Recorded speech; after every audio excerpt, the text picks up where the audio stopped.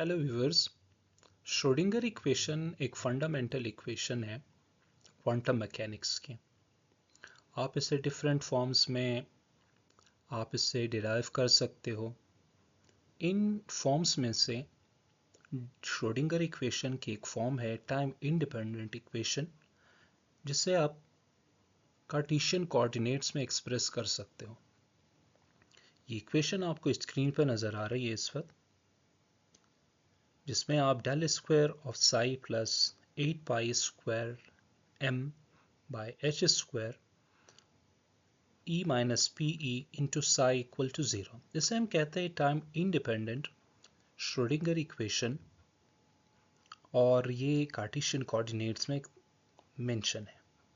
आज हम ये सीखेंगे कि हम इस इक्वेशन को किस तरह से प्रूव कर सकते हैं। तो स्टार्ट करते हैं इसे। श्रोडिंगर इक्वेशन बेसिकली जब आप इसे इंट्रोड्यूस करते हो तो आप इसे कहते हो कि ये एक फंडामेंटल इक्वेशन है क्वांटम मैकेनिक्स की। आप इस फंडामेंटल इक्वेशन से करते क्या हो, आप इस फंडामेंटल इक्वेशन की हेल्प से आप किसी भी पार्टिकल की वेव फंक्शन को आप डिस्क्राइब कर सकते हो। तो बेसिकली ये श्रोडिंगर इक्वेशन डिटरमाइन करता है टाइप ऑफ वेव फंक्शन, जिसे आप साई से रिप्रेजेंट करते हो। अब हम ये जो वेव फंक्शन डिस्क्राइब करते हैं तो इससे आपको डिफरेंट डेटा मिलते हैं, लाइक पार्टिकल की पोजीशन, पार्टिकल की एनर्जी, वो किस स्टेट में है, इन सब की डिटेल्स आपको इस वेव फंक्शन से मिल सकती हैं। अब ये वेव फंक्शन हम श्रोडिंगर इक्वेशन की मदद से डिस्क्राइब कर सकते हैं। तो वेव फंक्शन किसी भी पार्टिकल के लिए आपको दरकार होती हैं ताकि आप इस वेव फंक्शन की मदद से उस पार्टिकल के डेटा को या उसकी जो इंफॉर्मेशन है या उसके करेक्टरिस्टिक्स हैं, आप उन सब को डिस्क्राइब कर सको। तो यू आप कह सकते हो कि Sai is required for various cases of motion and interaction of particles. अब ये पार्टिकल्स मूवमेंट कैसे करती है और ये दूसरे पार्टिकल्स के साथ इंटरेक्ट कैसे कर सकते हैं, ये सारी डिटेल्स आपको श्रोडिंगर इक्वेशन की मदद से मिल सकते हैं। ये श्रोडिंगर इक्वेशन बेसिकली 1925 में इंट्रोड्यूस किया गया था, और इसके इंट्रोडक्शन के लिए श्रोडिंगर ने 1925 में डी ब्रॉय के आइडिया को इस्तेमाल किया था। ये एक वेल नोन हाइपोथेसिस है डी ब्रॉय की कि जब मैटर पार्टिकल्स ट्रेवल करते हैं तो वो वेव्स कंस्ट्रक्ट करते हैं, जिसे आप कहते हो D Broglie idea of matter waves. तो श्रोडिंगर इक्वेशन ने भी इसी 1925 में जो डी ब्रॉय के आइडिया को इसी को अपनाया था ताकि वो अपने इस श्रोडिंगर इक्वेशन को इंट्रोड्यूस कर सकें। अब हम कंसिडर करते हैं एक वेव को, और हम एक बेसिक क्लासिकल केस से स्टार्ट करते हैं। स्ट्रेच स्ट्रिंग के एग्जांपल लेंगे हम, और इस स्ट्रेच स्ट्रिंग में हम एक वेव प्रोड्यूस करेंगे, फिर हम उस वेव को यूज़ करेंगे ताकि हम अपनी इक्वेशन तक पहुंच सकें। तो नेक्स्टली हम कंसिडर करेंगे system such as stretch string. ये एक स्ट्रेच स्ट्रिंग की एक सिस्टम है। अब आप इस स्ट्रिंग को प्लग करते हो अपवर्ड एंड डाउनवर्ड। तो जब आप इस स्ट्रिंग को अप एंड डाउनवर्ड प्लग करते हो तो इसमें साइन वेव्स जनरेट होती है। ये आपको डायग्राम में क्लियर नज़र आ रहा है कि इस स्ट्रिंग में वेव्स जनरेट होते हैं और ये एक साइन वेव के फॉर्म में है। अब इस साइन वेव के हम डिस्प्लेसमेंट को किस तरह से एक्सप्रेस कर सकते हैं, ये एक बेसिक सी एक इक्वेशन है। तो ये वेव इक्वेशन आप क्लासिकल मैकेनिक्स से यूज़ कर सकते हो। आप क्लासिकल या वेव्स ऑन ऑसिलेशन वाले जो सेक्शन है आप वहाँ से आप ऑप्ट कर सकते हैं। ये इक्वेशन है psi is equal to a sine of theta. अब इस इक्वेशन में साई तो डिस्प्लेसमेंट ऑफ वेव है जिसे फिलहाल आप वेव फंक्शन कहते हो, A amplitude of the wave है और साइन उस वेव की करेक्टरिस्टिक की वजह से आप यूज़ करते हो। तो ये वेव इक्वेशन है स्ट्रेच स्ट्रिंग की। आप इसमें थीटा की वैल्यू पुट करेंगे, यहाँ आप इक्वेशन में देख सकते हो theta and theta is equal to omega t है, तो आप थीटा की जगह ओमेगा टी पुट करेंगे। नेक्स्टली हम ओमेगा की वैल्यू पुट करेंगे and omega is equal to 2 pi f है। तो इस तरह आपकी इक्वेशन बन जाती है psi is equal to a sine 2 pi f t. आप इस इक्वेशन को मार्क करेंगे इक्वेशन नंबर 1। अब ये जो वेव स्ट्रेच स्ट्रिंग में प्रोड्यूस हुआ था वो एक स्पीड के साथ वो ट्रेवल करते फॉरवर्ड, तो आप उस वेव की स्पीड को आप एक्सप्रेस कर सकते हो v is equal to f lambda, और इस इक्वेशन की मदद से आप इसकी फ्रीक्वेंसी फाइंड करोगे, तो frequency is equal to v by lambda, और आप इस फ्रीक्वेंसी की वैल्यू को इक्वेशन नंबर 1 में पुट करेंगे। तो पुट करते हैं इससे f की वैल्यू को in equation number 1, then equation number 1 change हो जाते हैं। तो new form is psi is equal to a sine 2 pi v t by lambda. अब इस इक्वेशन को आपने मज़ीद सिंप्लीफाई करना है। इस इक्वेशन को आप किससे सिंप्लीफाई करेंगे, आप देख सकते हो यहाँ पे है v multiplied with t, speed multiplied with time is equal to basically displacement के हैं, तो आप यहाँ पे डिस्प्लेसमेंट पुट कर सकते हो। तो हम यही काम करेंगे कि product in equation v t is equal to x, तो हम इसे इक्वेशन में पुट करेंगे। यहाँ वी टी प्रोडक्ट वो बेसिकली एक्स डिस्प्लेसमेंट के इक्वल होते हैं, तो हम पुट करते हैं psi is equal to a sine 2 pi x by lambda. आपने इसे मार्क करना इक्वेशन 2। यहाँ देखा आपने कि वी टी को हमने रिप्लेस किया डिस्प्लेसमेंट के साथ, तो न्यू फॉर्म ये आपके पास बन चुके हैं। अब इस इक्वेशन को फर्दर हमने यूज़ करना है नेक्स्ट स्टेप में। तो आपने देखा था कि स्ट्रेच स्ट्रिंग में ड्यूरिंग मोशन उसकी डिस्प्लेसमेंट चेंज होती जाती है, तो इस चेंज को फाइंड करने के लिए हम डिफरेंशिएट करेंगे इस साई के इक्वेशन को। तो हम डिफरेंशिएट करें with respect to x, because आपका जो स्ट्रेच स्ट्रिंग है उसमें जो वेव्स है वो अलोंग एक्स एक्सिस ट्रेवल कर रहा था, तो चेंजेस भी अलोंग एक्स एक्सिस ही हैं, तो हम विथ रिस्पेक्ट टू एक्स इसे डिफरेंशिएट करेंगे। तो curly psi by curly x, या आपसे कहते हो del psi by del x is equal to del by del x, यानी derivative of psi A sine 2 pi x by lambda. Basic solution है, A amplitude है, constant है, आप इसे डेरिवेटिव से पहले लिखेंगे और फिर आप डेरिवेटिव लेंगे sign 2 pi x by lambda की। तो डेरिवेटिव ऑफ एक्स जिसे आप पार्शियल डेरिवेटिव भी कहते हो, a constant, partial derivative of sine 2 pi x by lambda. आप साइन के डेरिवेटिव लेंगे, देन आप इसके एंगल की डेरिवेटिव लेंगे 2 पाई एक्स की। तो curly psi by curly x is equal to A derivative of sine is equal to cos 2 pi x by lambda, और derivative of angle curly by curly x 2 pi x by lambda. तो आप angle की derivative जब लेंगे तो 2 pi x by lambda वो 2 pi by lambda में change हो जाते हैं। तो curly psi by curly x is equal to a cos of 2 pi x by lambda, और डेरिवेटिव 2 पाई बाय लेम्डा। अब आप इसे थोड़ा रीअरेंज करेंगे, 2 पाई बाय लेम्डा को ए के साथ आप मल्टीप्लाई करो और इस कॉस से पहले मेंशन कीजिएगा। Curly psi by curly x is equal to a 2 pi by lambda cos of 2 pi x by lambda। अब आपने इस इक्वेशन को मज़ीद आपने डिफरेंशिएट करना है, तो डिफरेंशिएट करेंगे वंस अगेन इस लास्ट स्टेप को विथ रिस्पेक्ट टू x। यहाँ टाइम इन्वॉल्व नहीं हो रहा, तो इसलिए हम with respect to x displacement ही डिफरेंशिएट करेंगे। तो सेकेंड ऑर्डर डिफरेंशियल इक्वेशन बन जाते curly square psi by curly x square is equal to curly by curly x a 2 pi by lambda cos of 2 pi x by lambda. Once again a 2 pi by lambda ये constant है, तो आप इसे derivative से separate करें और different derivative को apply करें cos 2 pi x by lambda पर। तो curly square x by curly x square is equal to a 2 pi by lambda curly by curly x cos of 2 pi x by lambda. Now cos की derivative आप लेंगे which is equal to minus sin, और next step में आप 2 पाई x by lambda की भी derivative लेंगे।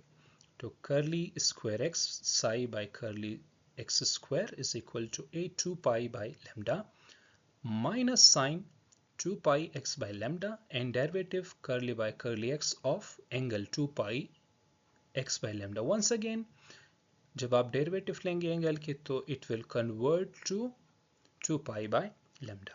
तो curly square psi by curly x square is equal to a 2 pi by lambda minus sin 2 pi x by lambda और 2 pi by lambda. अब 2 pi by lambda को आप इस 2 pi by lambda के साथ मल्टीप्लाई करेंगे तो curly square psi by curly x square is equal to minus आप स्टार्ट में लिखेंगे a 4 pi square by lambda square sin 2 pi by lambda. आपको याद होगा हमने एक इक्वेशन नंबर 2 मार्क किया था, इसमें हमने a sin 2 pi x by lambda को psi के इक्वल हमने एक्सप्रेस किया था। तो हम इस इक्वेशन को थोड़ा सा रीअरेंज करेंगे।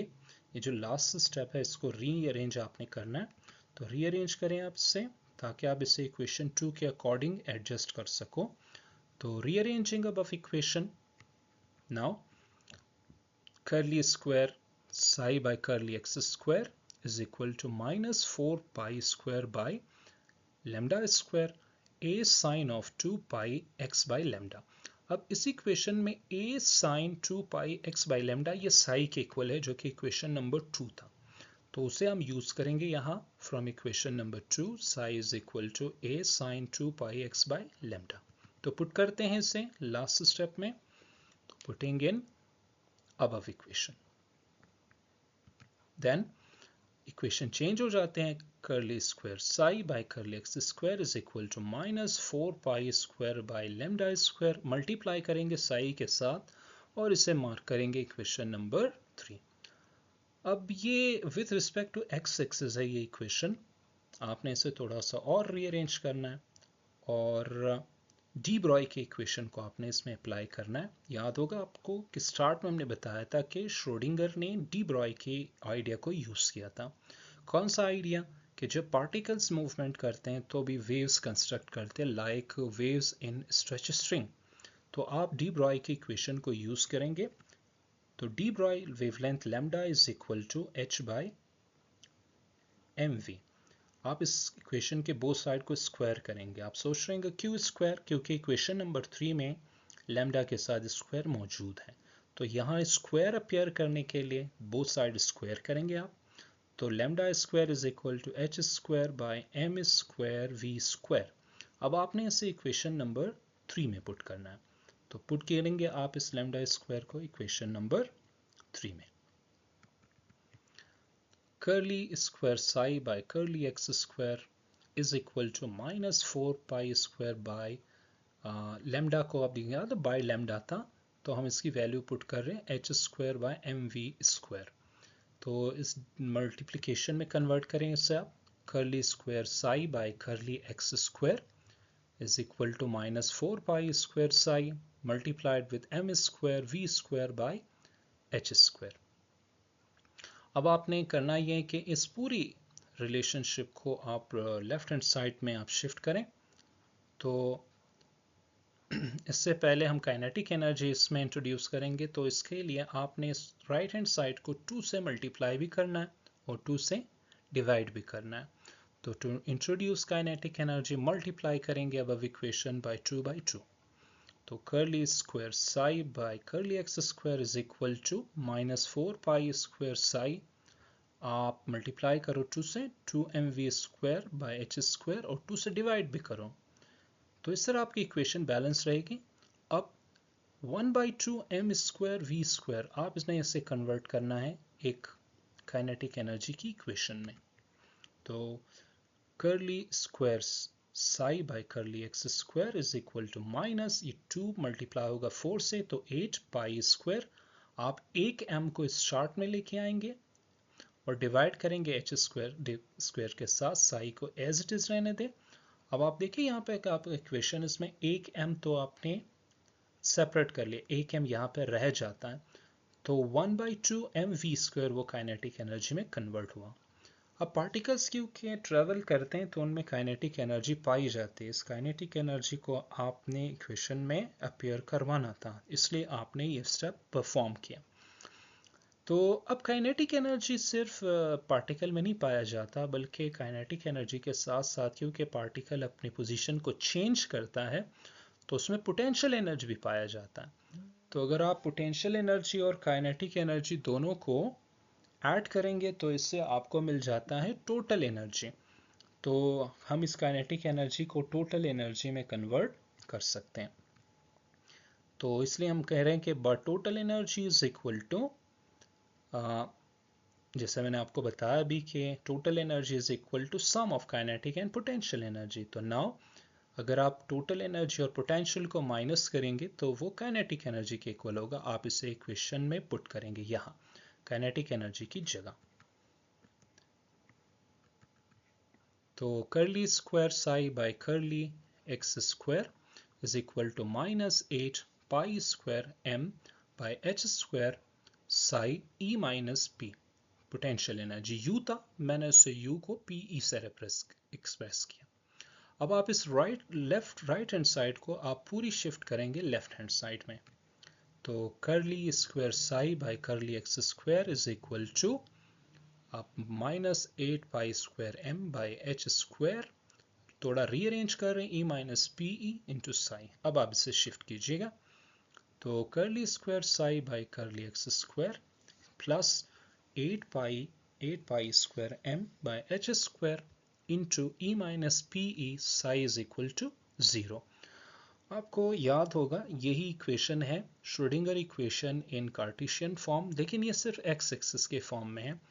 पार्टिकल किसी भी एक्सिस पर ट्रैवल कर सकता है, इसलिए हम इसे एक्स एंड वाई एक्सिस में भी आप इसे एक्सप्रेस करेंगे। तो इस इक्वेशन को अब आपने जो इक्वेशन नंबर 4 है उसे आप कन्वर्ट करेंगे into other along different axis. तो फिलहाल इस इक्वेशन को हम क्या नाम दे रहे हैं, equation 4 is Schrodinger time independent wave equation in one dimension, क्योंकि इसमें सिर्फ एक्स एक्सिस इन्वॉल्व्ड है। अब अलोंग 3 डिफरेंट डायमेंशंस आपने इस इक्वेशन में x एंड y दोनों को आपने इन्वॉल्व करना है। तो अलोंग 3 डायमेंशंस आप इस इक्वेशन को एक और फॉर्म में एक्सप्रेस करेंगे, ठीक है। तो वो फॉर्म है curly square psi by curly x square plus curly square psi by curly y square. इसी तरह आप इसे along z axis curly square psi by curly z axis plus 8π² by h square into e minus pe psi is equal to 0। अब ये along all 3 axis है। आप इस 3 axis के फॉर्म को, जो एक कार्टेशियन फॉर्म है, आप इसे डेल में कन्वर्ट करेंगे।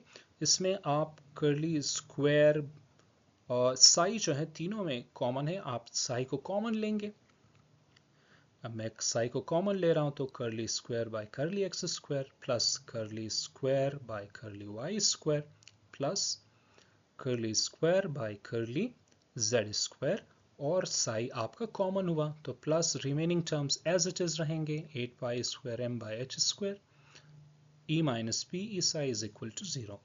आपको पता है क्लासिकली ये जो ब्रैकेट के अंदर है आप इसे डेल स्क्वायर आप कहते हो, तो यहाँ पे डेल आप पुट करेंगे, तो del square psi plus 8π² by h square e minus P E psi is equal to 0।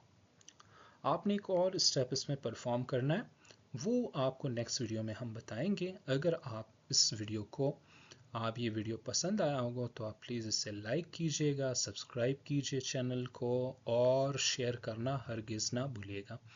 Stay tune for next case. अल्लाह हाफ़िज़।